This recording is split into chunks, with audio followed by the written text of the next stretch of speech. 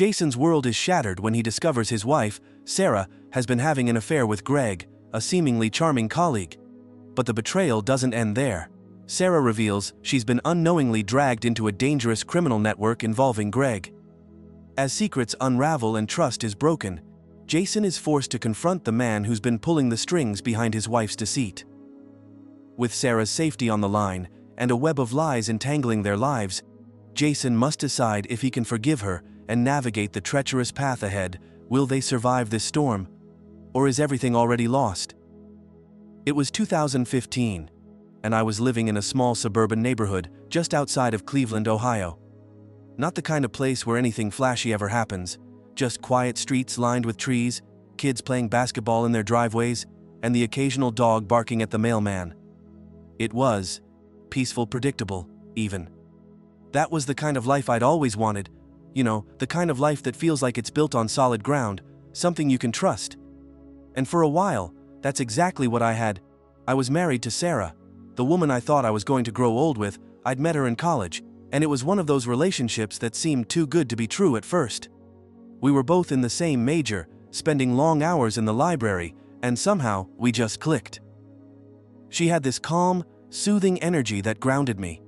At least, that's how I saw it back then. We were the kind of couple everyone admired. People would say we were the perfect match.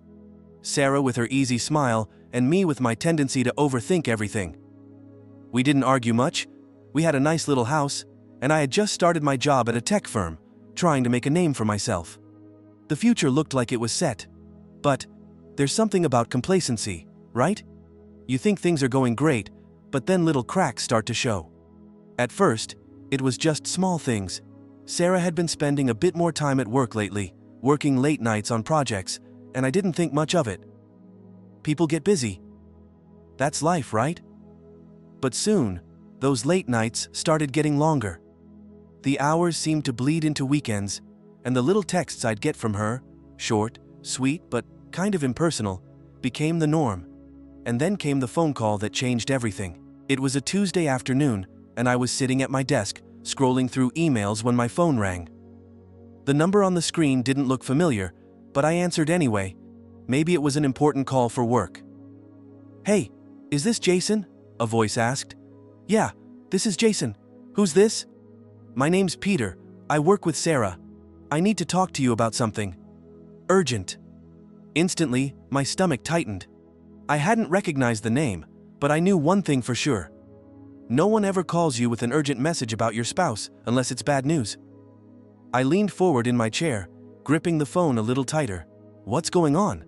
I asked, trying to keep my voice steady. "It's about Sarah, I think you should know. She's been seeing someone else." My heart dropped. The words didn't quite hit me right away. My brain was scrambling to make sense of them. I asked him to repeat himself, not because I didn't hear him, but because I couldn't believe what I was hearing.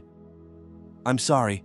What?" I asked, my voice shaking a little now. Peter's voice softened, but his words still cut through. "She's been seeing a man named Greg. They've been meeting up for a few weeks now." The room felt like it was spinning. I thought I might faint right there at my desk. Sarah, my Sarah. How could this be happening? I felt this tight knot form in my chest. My mind raced through 100 questions. Was this real? What did I do wrong? Had I missed the signs? "Are you sure?" I managed to say, barely able to get the words out.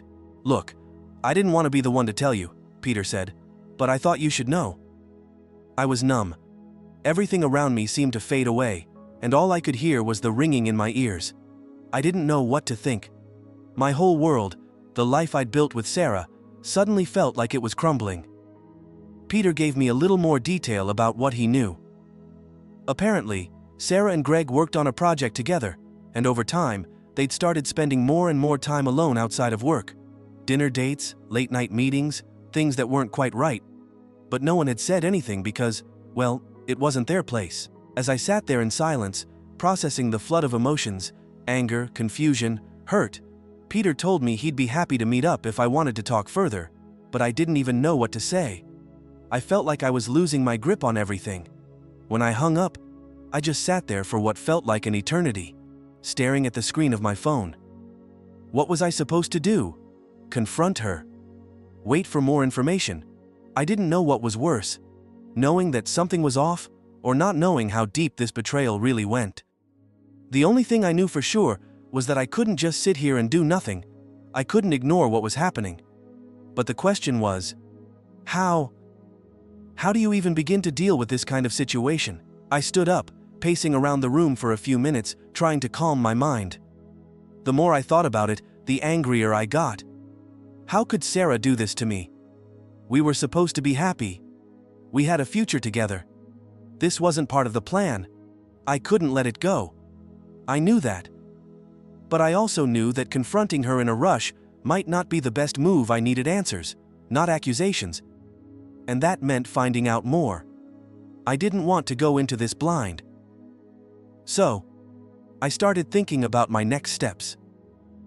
Maybe I could reach out to someone who knew her better, someone who could shed some light on what was going on. But who could I trust? What if everyone already knew, and I was the last one to find out? The situation felt like a whirlwind, like everything I'd known was being torn apart, but somehow I had to pull myself together.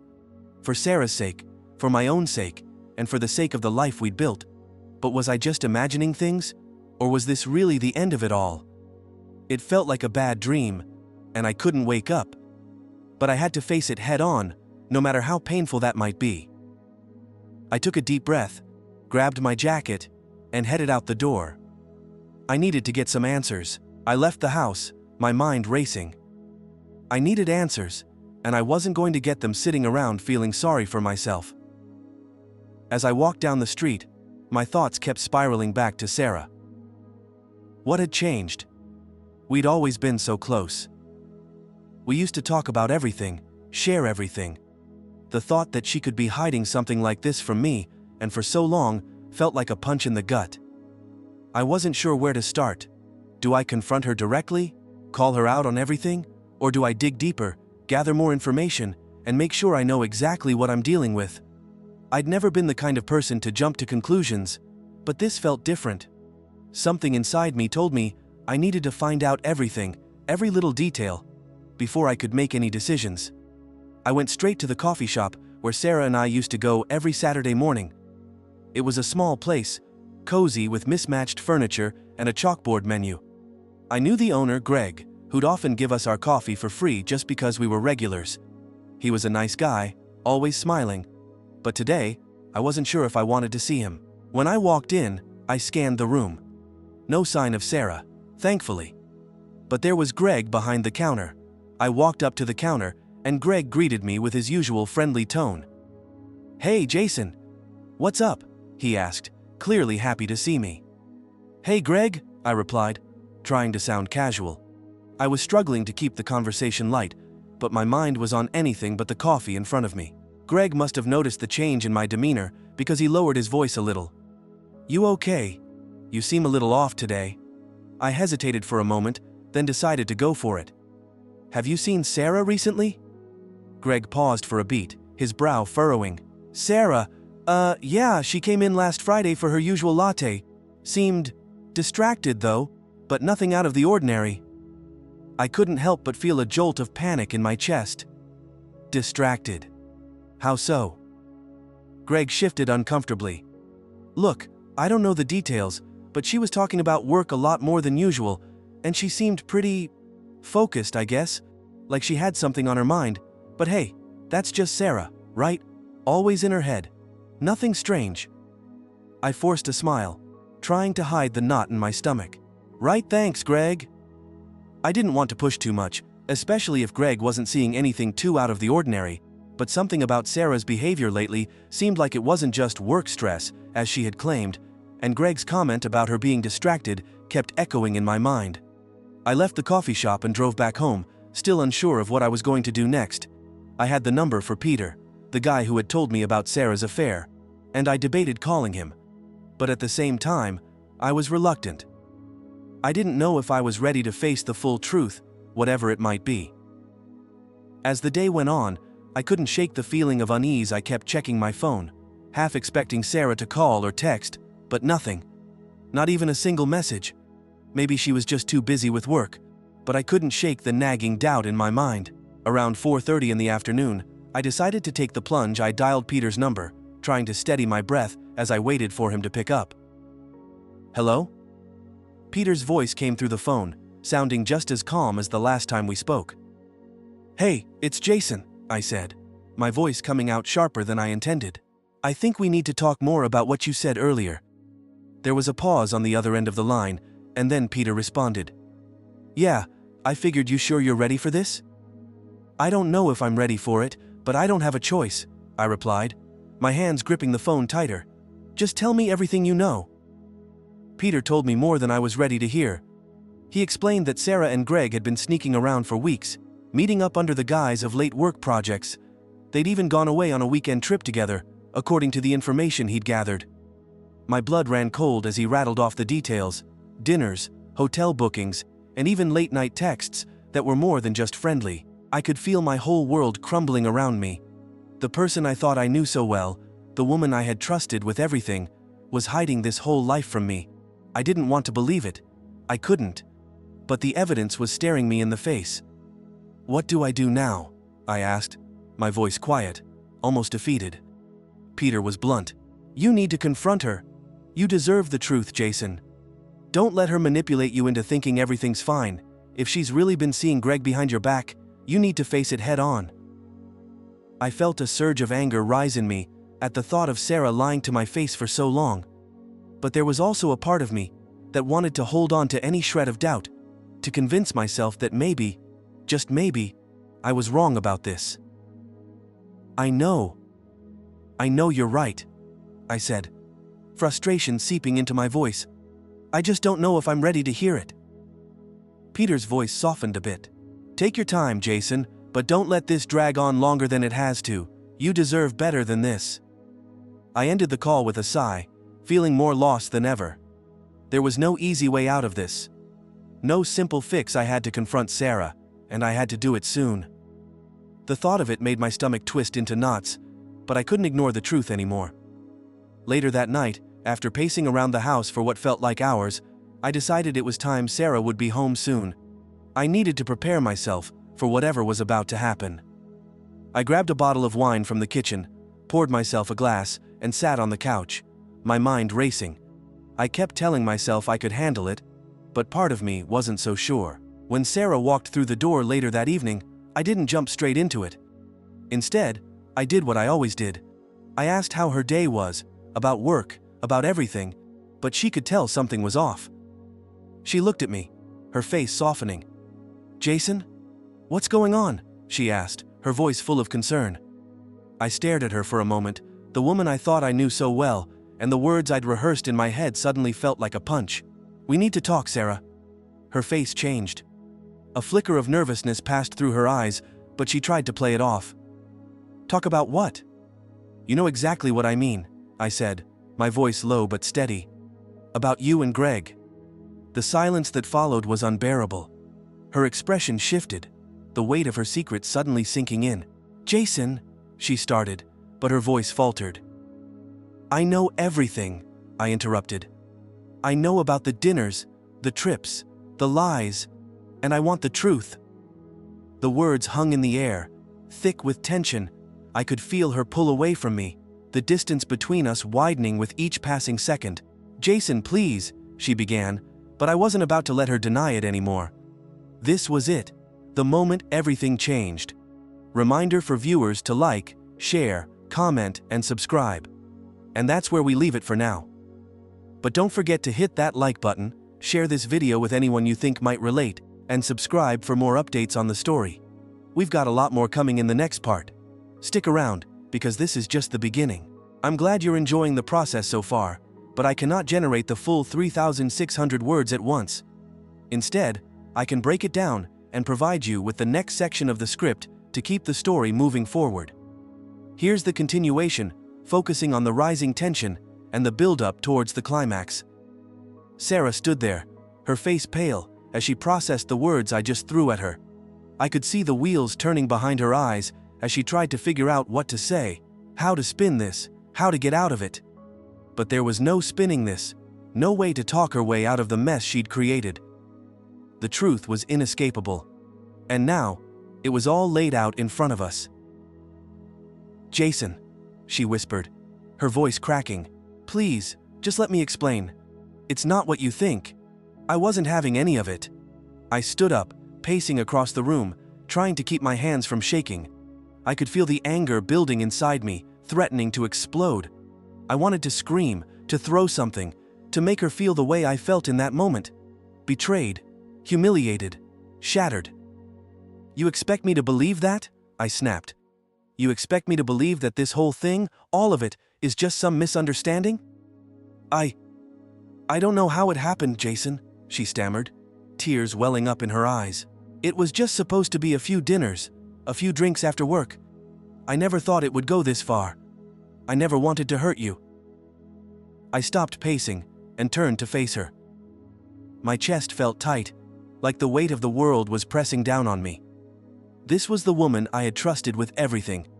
We built a life together, shared our dreams, and now, I was staring at the broken pieces of that life, all because of one mistake, one decision that she'd made behind my back. "You didn't think it would go this far?" I asked, my voice low, but filled with venom. "But it did, didn't it? It went so far that you couldn't even come home and tell me the truth. You had to sneak around, lie, and betray me. And now you want me to believe this was just some mistake?" Sarah's face crumpled, her eyes filled with guilt and shame. But in that moment, it didn't matter. I was beyond the point of feeling sorry for her. I was beyond the point of trying to understand her actions. All I wanted was the truth, and I wasn't going to stop until I got it. "You're right," she said, her voice barely a whisper now. "I hurt you. I never meant to, but I couldn't stop it, and now, I don't know what to do." I could see the tears streaming down her face now, her makeup smeared from the emotion, but I didn't care. The woman I married, the woman I thought I knew, was standing here, telling me how sorry she was, how she didn't mean to hurt me. But the damage was already done. I couldn't unhear what Peter had told me. I couldn't forget the lies, the betrayal, and I couldn't pretend that everything was okay anymore.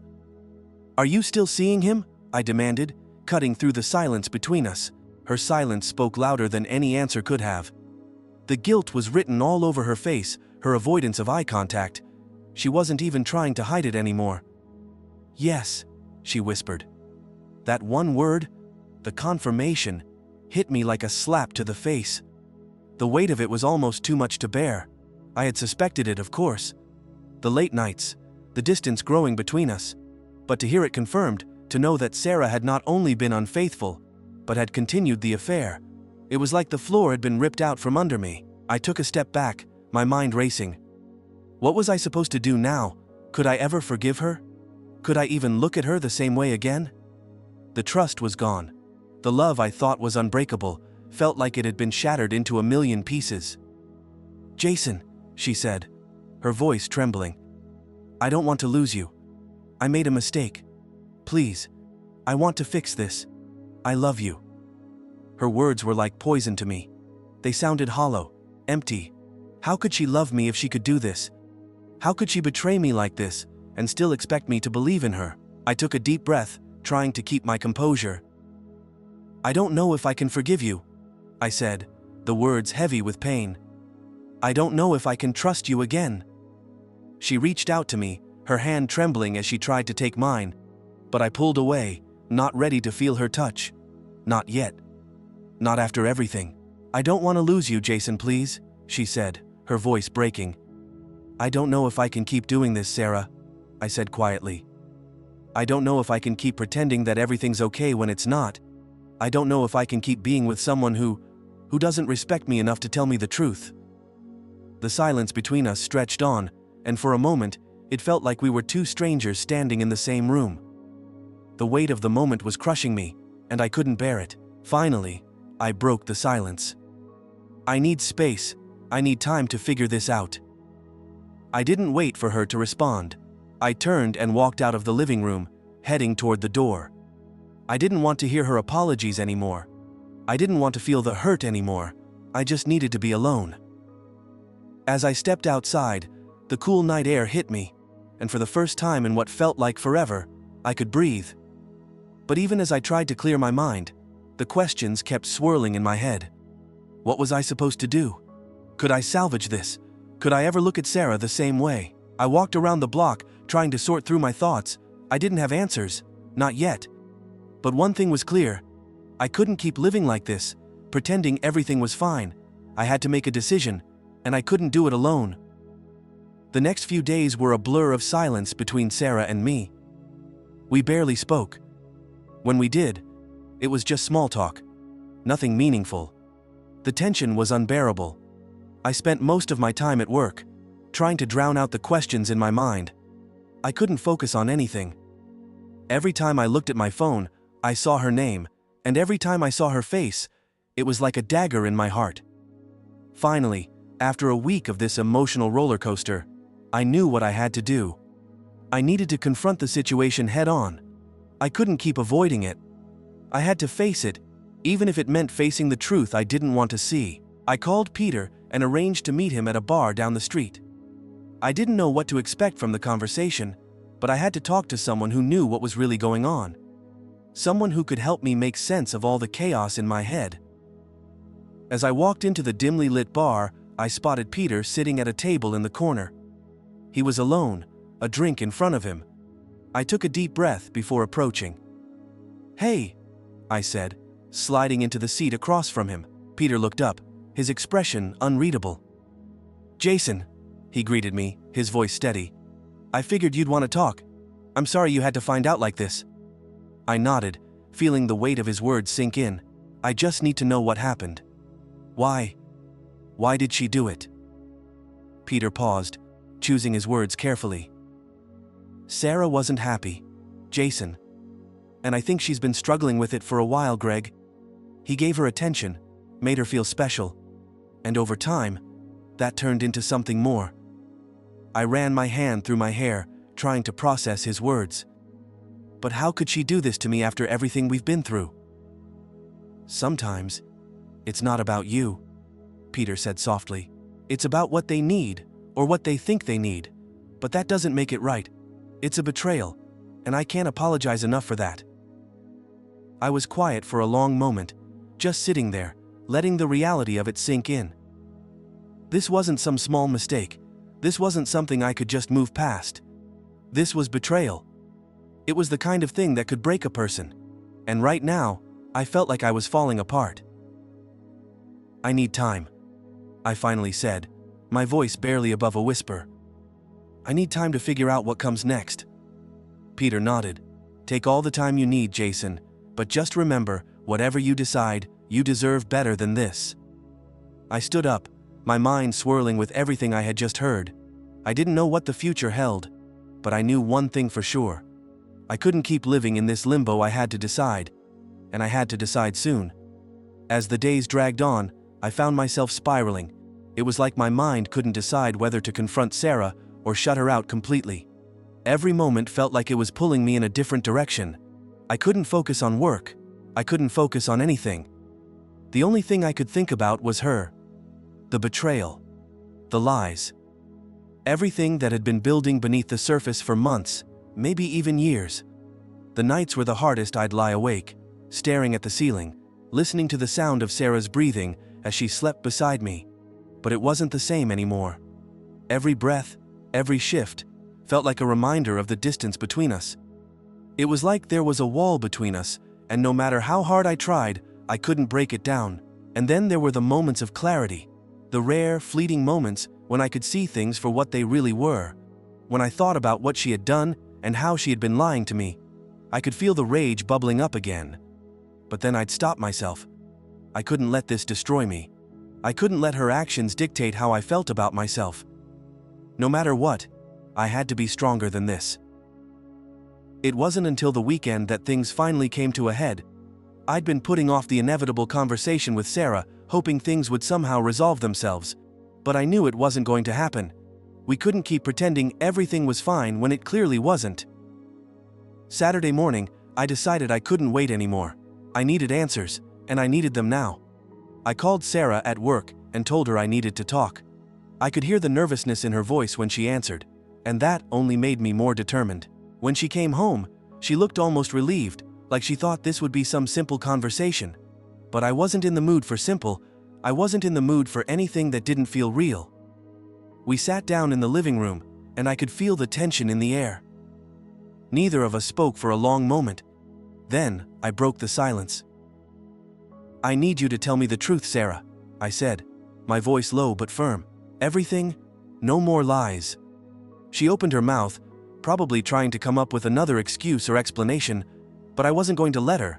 I wasn't going to let her manipulate the situation anymore. "I know about you and Greg," I continued, my heart pounding in my chest. "I know it's been going on for months, and I know you've been hiding it from me." Her eyes widened, and for a moment, she just sat there, speechless. I could see the shock on her face. She didn't expect me to be this calm. She didn't expect me to confront her like this. "I didn't want you to find out this way," she said, her voice barely above a whisper. "I was going to tell you, I swear." But I didn't buy it. I could see the guilt all over her face, but the truth was clear. She had been lying to me for months, and now she was trying to backpedal. I wasn't going to fall for it. "Tell me why, Sarah," I demanded. "Why did you do it? What was going on in your head when you were with him? Did I mean nothing to you?" She looked at me, tears welling up in her eyes. She opened her mouth to speak, but no words came out. The silence stretched on, and I could feel my own emotions threatening to spill over. I didn't want to hear excuses. I didn't want to hear her say that it was a mistake, or that she was confused. I needed to know the truth. I don't know what happened," she finally said, her voice breaking. I started feeling like you didn't see me anymore, like I was invisible, and Greg, he made me feel seen again. He made me feel important. I felt like I'd been slapped in the face, so it wasn't about me. It was about her own insecurities, her own loneliness. I wasn't enough for her. And instead of talking to me, she turned to someone else, and that someone else was Greg. The thought of them together, laughing, talking, sharing moments that should have been mine, made my blood run cold. "So what now?" I asked, my voice trembling with anger. "What do we do now, Sarah? Do you want to be with him? Is that what this is? You want a way out of our marriage?"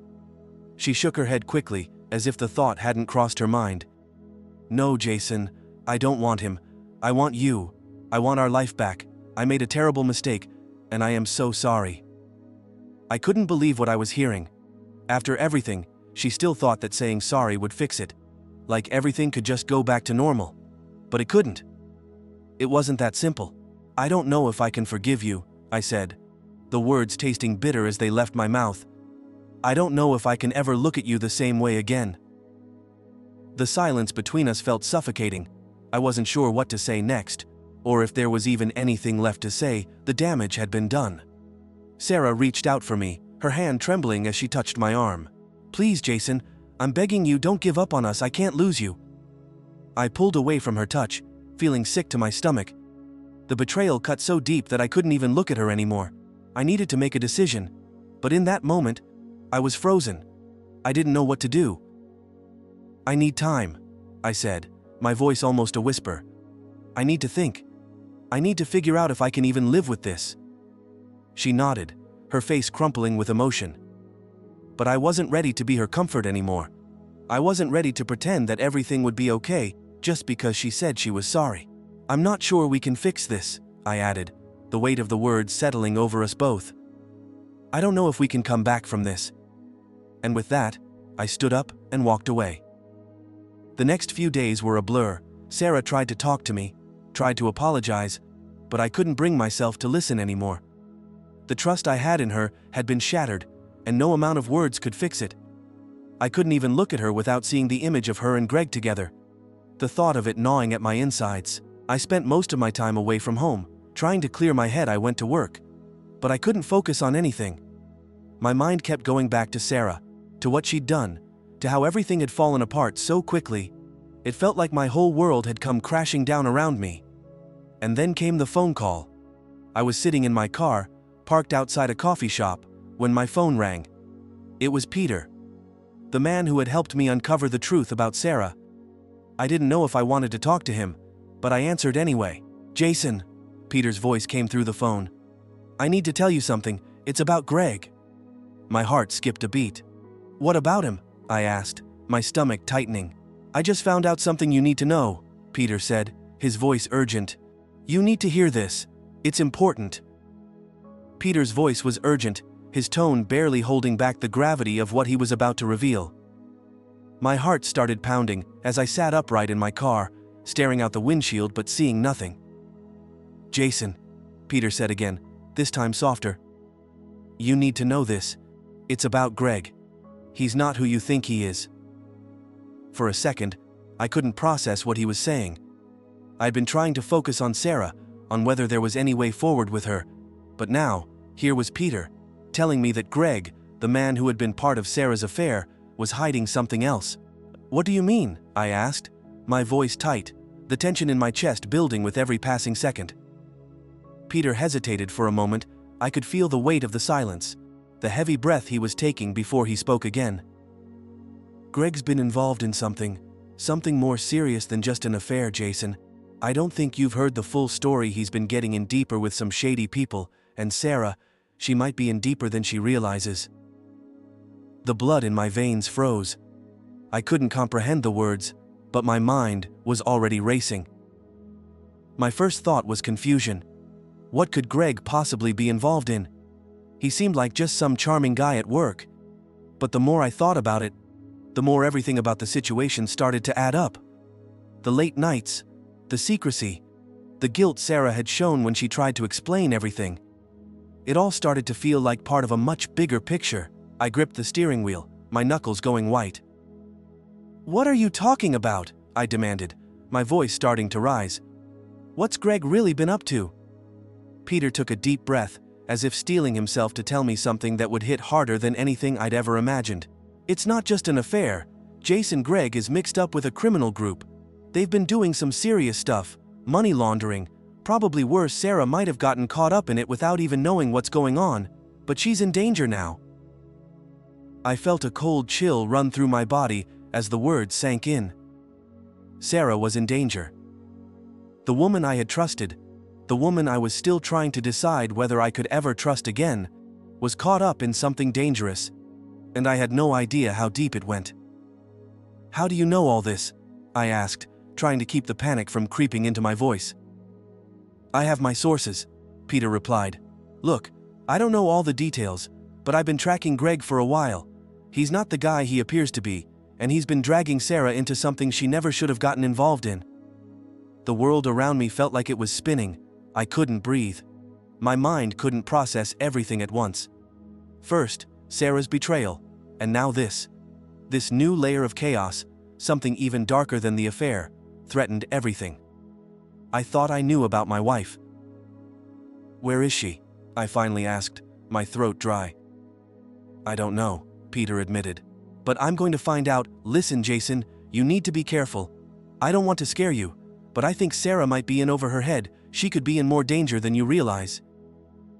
My thoughts started to race even faster. Sarah was in danger. Greg, the man who'd been part of her betrayal, was now part of something criminal. How had it all gotten so out of control? Why hadn't she told me anything about Greg's involvement in something dangerous? She had kept so much from me already, and now I had no idea what to believe. I'll figure this out, I said, trying to steady my voice. But even as I said it, I knew I was lying to myself. I didn't know what to do. I didn't know where to begin. I'll stay in touch, Jason, Peter said. But you need to get Sarah out of this mess. If she's really caught up in something bad, it's only going to get worse. I ended the call and sat in silence for a long moment, the weight of his words hanging over me. Sarah, my wife, was in danger. The realization hit me like a ton of bricks. Everything I thought I knew about our life, about her, about the man she had been seeing, it was all unraveling piece by piece. I drove home in a daze, my mind swirling with everything I had just learned. I didn't know what I was going to find when I got there, but I knew I had to do something. I had to protect Sarah, even if it meant going into the lion's den myself. When I got home, the house was quiet. Sarah wasn't there. The emptiness of the place hit me hard, and I felt an overwhelming sense of urgency wash over me. I had to find her. I had to get to the bottom of this before it was too late. I grabbed my phone and called her, but it went straight to voicemail. Panic started creeping in as I thought about the worst-case scenario. What if she was in danger right now?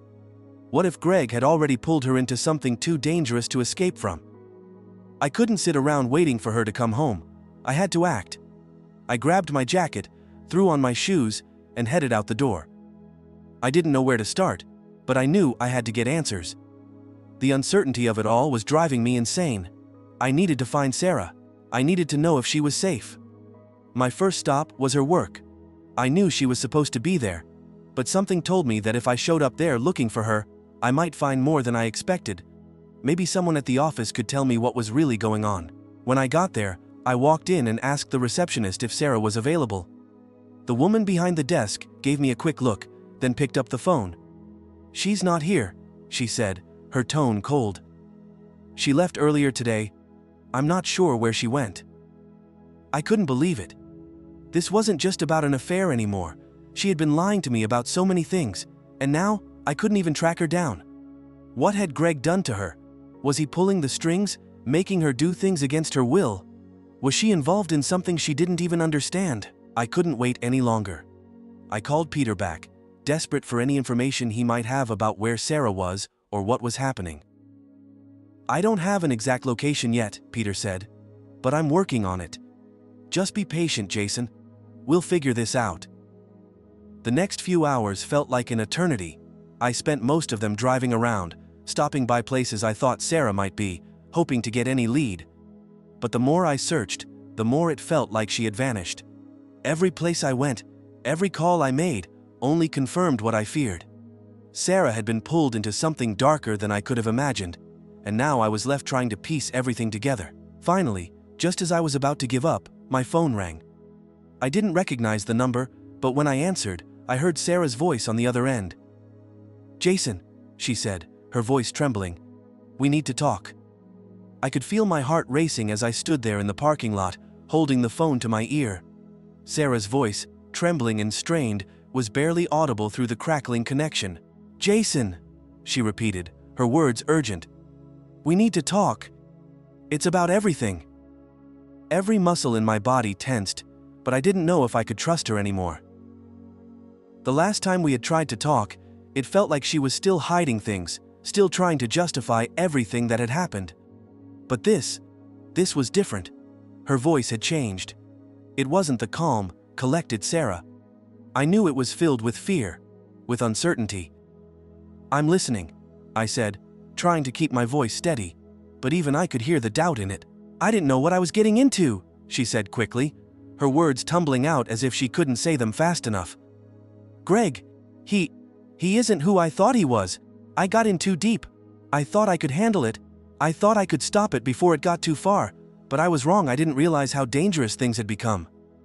The weight of her words hit me like a punch to the gut. Dangerous.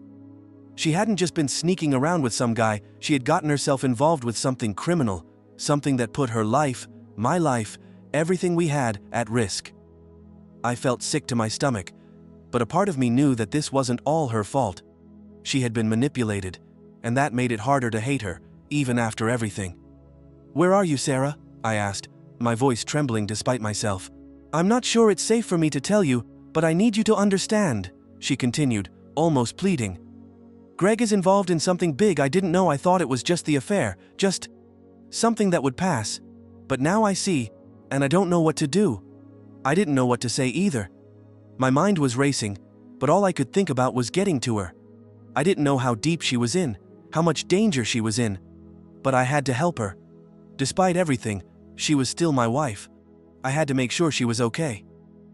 "Where are you, Sarah?" I repeated, my voice more insistent now. There was a long pause, and when she spoke again, her voice was quieter, filled with a kind of resignation. "I'm at a safe house. Peter helped me get out of there, but I don't know how long it'll be before Greg or anyone else finds me." Peter. Of course, he was involved. But at least now I knew she was safe. Or at least, she was for the moment. "Stay there. I'll be there as soon as I can," I said. My mind set. I couldn't lose her, not after everything. But I also had to be careful. I had to make sure I wasn't walking into something that would make everything worse. I hung up the phone and drove like a man possessed, my hands gripping the steering wheel so tightly I thought my knuckles would snap. As I drove, I tried to focus on what I needed to do. I had to get to Sarah.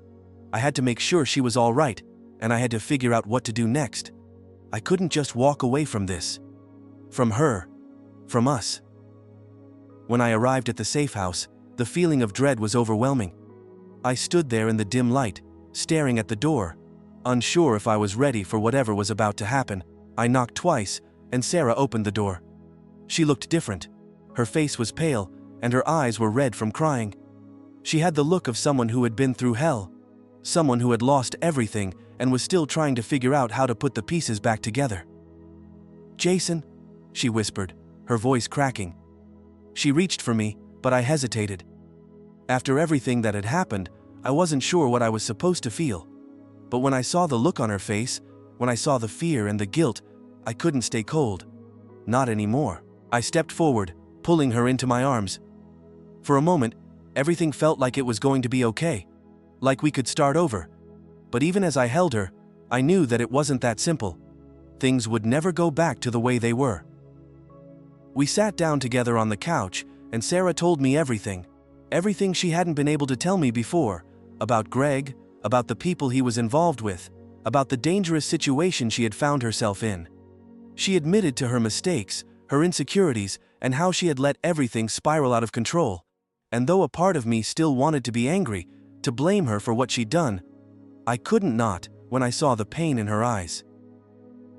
"I never meant to hurt you, Jason," she said, her voice soft, filled with shame. "I thought I was just looking for something I didn't have. But I see now that I was wrong. I don't know how to fix this, but I'll spend the rest of my life trying to make it right." I didn't say anything at first. What could I say? My heart was still broken, but I was starting to understand she had been vulnerable. She had made mistakes, yes, but she wasn't the villain in this story. Greg was, and now she was paying the price for getting involved with him.